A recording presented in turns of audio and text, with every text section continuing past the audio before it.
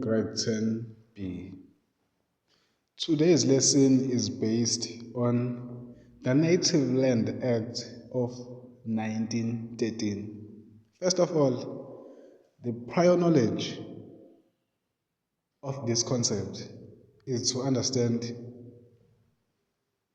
colonialism. Because colonialism is an actual fact why there was a policy of Land Act of 1913. Therefore, before we understand the Land Act of 1913, we must understand what were the British doing in South Africa. In 1884, historically, in 1885, there was a Berlin Conference because the slavery was abolished in 1930 up until 1950. During that time, there were no slaves. There was no way in which the South African or the British or the European countries were managed to torture the black people or the African people. The missionaries and professors decided to abolish slavery because they believed that it was immoral, and it dehumanized as well as it violated the rights of black people. Then in 1884 up to 1885, the European countries took the initiative to meet in Germany, in Berlin. And that conference is known as the Berlin Conference of 1884 and 1885.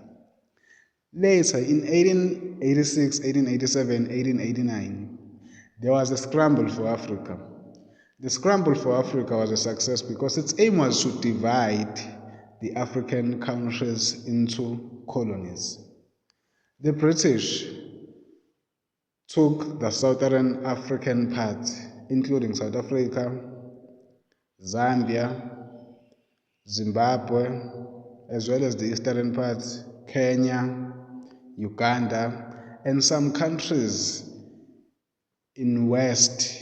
They were being colonized by Britain, such as Nigeria was under British administration, Ghana was under British administration, and Cameroon was divided into two.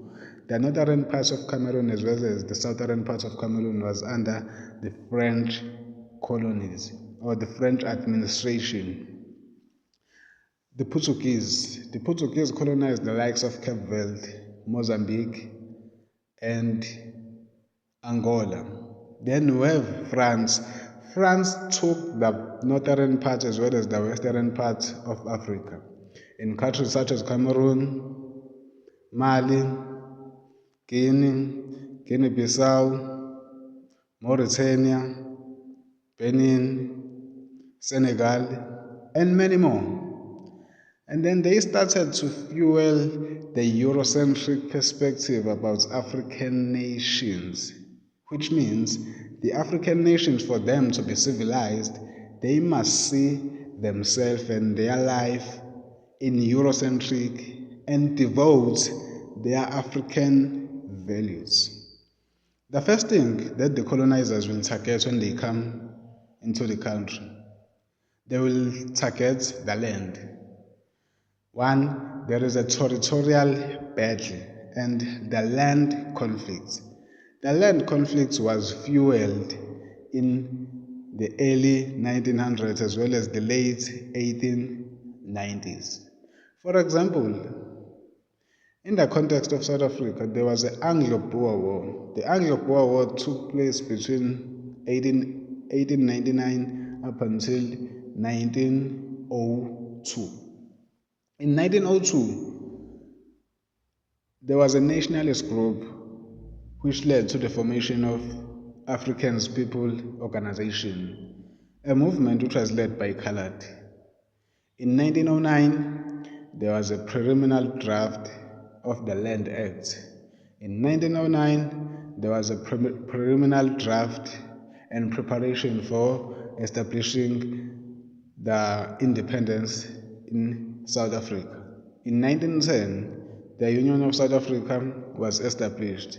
In 1912, the South African Native National Congress, which changed its name in 1943 and it was ANC, and it stayed the ANC today, was established.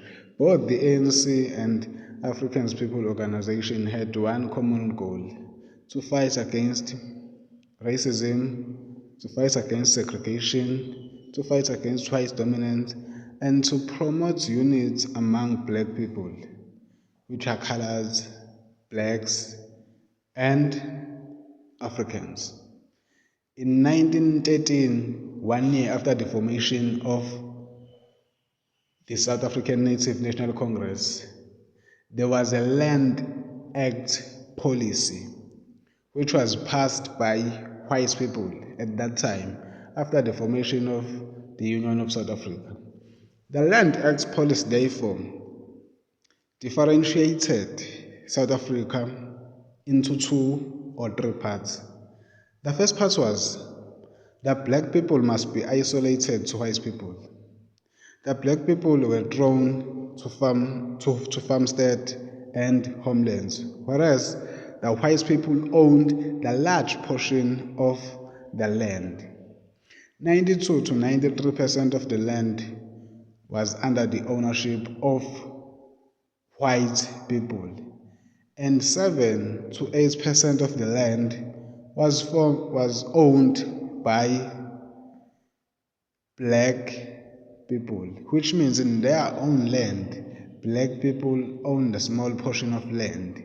Whereas, even though they have the small portion of land, black people were not allowed to be the total owners, to farm or to employ any people. Rather, they were enslaved and they had to work for white people.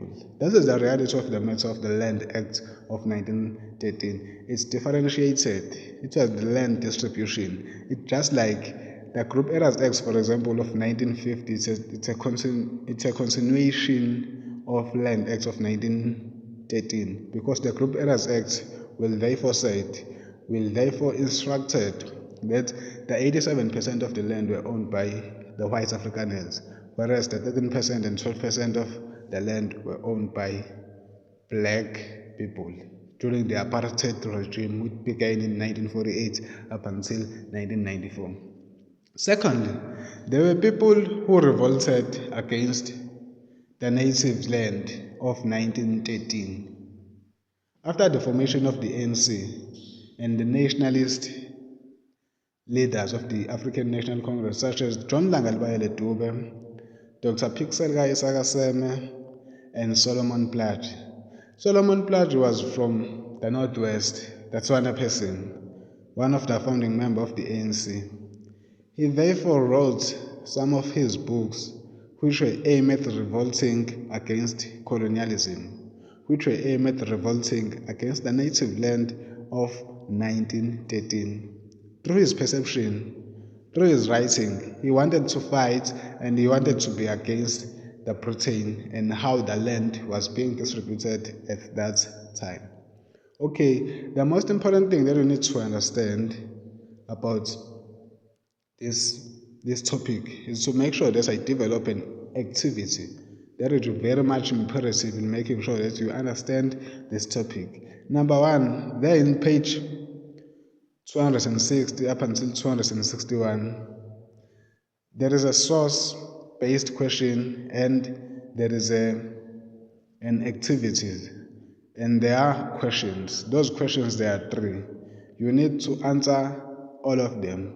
Number 1, I will design number 1. Number 1, can you please define me what is colonialism in your exercise book? I want to see that in your activity. Number 2, what was the Land Act of 1913? Give me what you understand about the Land Act of 1913 using the reflection of what we have discussed in class. Number 3, what were the consequences of the Land Act on black people? How black people were being highly affected by the Land Act of 1913? I think that is the most important thing that you need to do, because yesterday we did this part. Therefore, for you to understand it better, I need to give you an extra work. I need to give you an activity so that you can dwell much on this types of topic. But in order for you to understand these topics, you need to understand, you have a background of what is colonialism, or what is to conquer, what is to take over, what is to control by force, what is to annex. Thank you very much.